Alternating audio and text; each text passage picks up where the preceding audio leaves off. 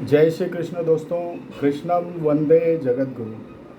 चलिए आज हम शुरू करते हैं भगवत गीता के 9वें अध्याय के आगे के जो श्लोक हैं उनका सरल हिंदी भावार्थ। लास्ट हमने 12-13 श्लोक तक आपको सरल हिंदी भावार्थ बताया।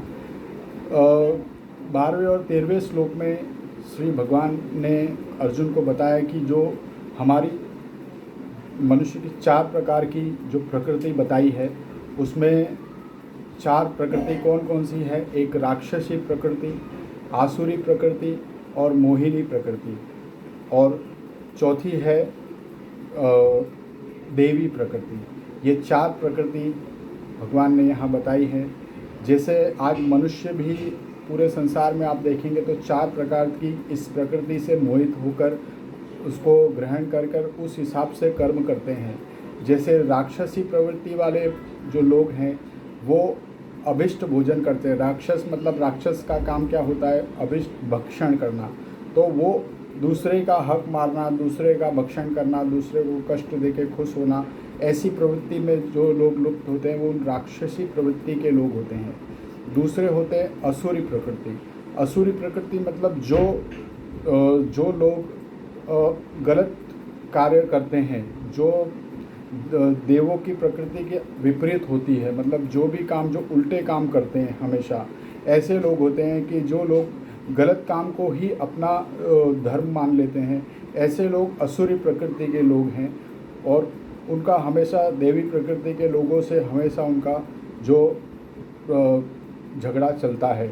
और तीसरे जो लोग होते हैं वो मोहिनी प्रकृति के लोग होते हैं। मोहिनी प्रकृति के लोग जैसे कि जिनको बहुत सारे मोहों में बंधे होते हैं। किसी को धन का मोह है, किसी को अपने पुत्र का, सगे संबंधियों का, या तो किसी को किसी वस्तु का मोह है, किसी चीज़ के मोह में वो फंसे होकर कार्य करते हैं। उस मोहिनी प्रकृति जैसे कि एक टारगेट पूरा होने पर वो दूसरे टारगेट की तरफ, मतलब मोह की तरफ, वो उसके अनुसार मोह के कारण वो काम करते रहते हैं। और जो चौथी प्रकृति के लोग होते हैं वो देवी प्रकृति के लोग होते हैं। देवी प्रकृति के लोग जो सद्बुद्धि वाले और सत्य मार्ग पर चलने वाले, निस्वार्थ भाव से कर्म करने वाले लोग हैं, जो सदा ही निस्वार्थ भाव से लोगों की सेवा और कर्म करते हैं। ऐसे लोग जो सत्य के मार्ग पर चलते हैं वो देवी प्रकृति के लोग होते हैं। इसीलिए ये 4 प्रकार की प्रकृति के लोग इस संसार में पाए जाते हैं और यही भगवान बता रहे हैं। अब आगे 14वें श्लोक को आपको मैं बताता हूँ। यहाँ पे भगवान बोलते हैं, सततं कीर्तयन्तो मायतन्तस्य दृढवृत्ताः नमस्यन्तस्य मां भक्त्या नित्युक्ता उपासते। अर्थात हे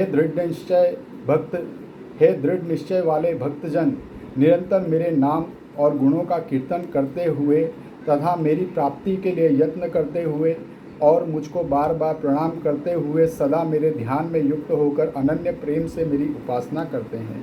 अब यहाँ पे भगवान बताए जो दृढ़ निश्चय वाले, जो इनके मन में दृढ़ निश्चय कर लिया है और भगवान की प्राप्ति के लिए, वैसे जो भक्त हैं वो निरंतर भगवान के भक्ति में लीन रहते हैं और बार बार भगवान का पूजा करते हैं, प्रार्थना करते हैं भगवान से, और उनकी भक्ति में हमेशा ही वो लिप्त रहते हैं और उनकी भगवान की बहुत तरह से अनेकों प्रकार से भगवान की उपासना करते हैं।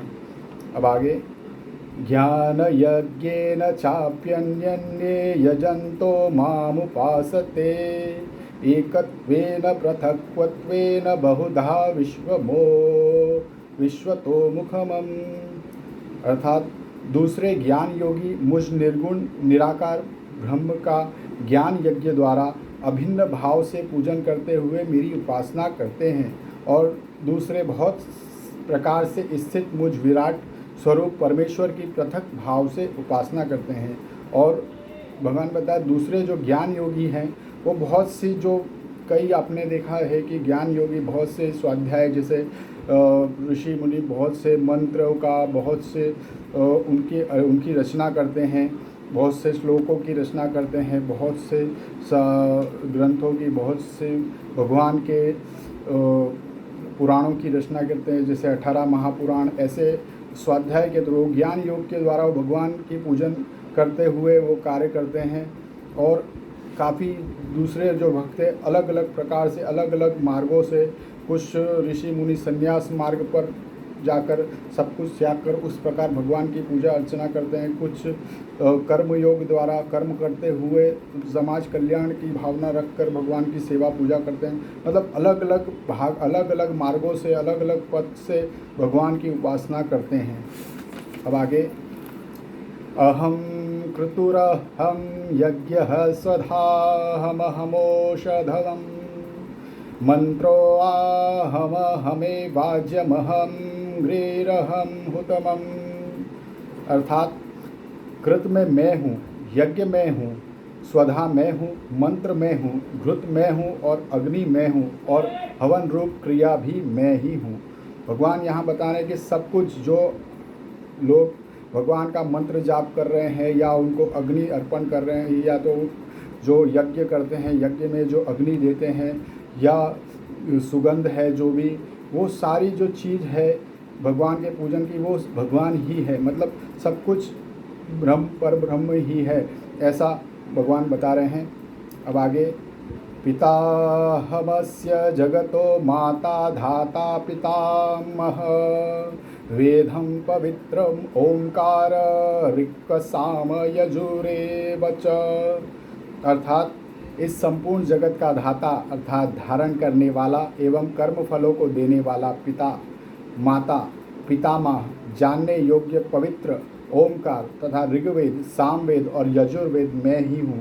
भगवान यहाँ बता रहे हैं कि जो इस पूरे जगत का जो पालन पोषण करने वाला है वो परमेश्वर पर ब्रह्म ही है, और सारे जो कर्म हैं, जो भी हम कर्म करते हैं उसके अच्छे बुरे जो फल देने वाले भी परमेश्वर ही हैं। और हमारे माता पिता, जानने योग्य जो भी वेद है, पुराण है, जो भी है, ओमकार जैसे सामवेद, ऋग्वेद, यजुर्वेद, जितने भी वेद हैं वो जानने योग्य, वो भी परमेश्वर पर ब्रह्म ही हैं। अब आगे,